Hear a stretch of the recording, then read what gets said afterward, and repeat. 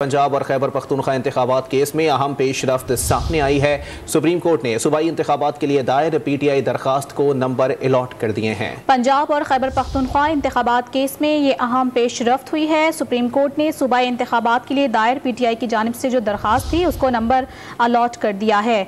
आपको बताएं कि रजिस्ट्रार ऑफिस ने तहरीक इंसाफ की दरखास्त पर कोई एतराज़ आयद नहीं किया है। पंजाब और खैबर पख्तूनख्वा इंतखाबात के केस में अहम पेशरफ्त सामने आई है।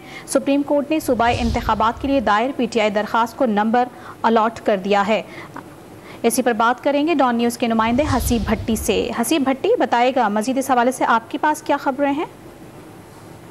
ये पीटीआई ने आज जो सुबह पीटीआई के जो स्पीकर सूबाई असम्बली हैं सब्तैन खान और मुश्ताक गनी जो केपीके के स्पीकर हैं और उसके अलावा असद उमर की जो दरख्वास्तें थी उन्हें एंटरटेन कर लिया है सुप्रीम कोर्ट ने और उसके ऊपर रजिस्ट्रार ऑफिस ने कोई भी एतराज़ नहीं उठाया, जबकि नंबर उसका अलॉट कर दिया गया है। उम्मीद है कि आइंदा हफ्ता जो अभी शुरू होगा इस हफ्ते के अंदर इसमें इनके ऊपर समाअत मुतवक्को है।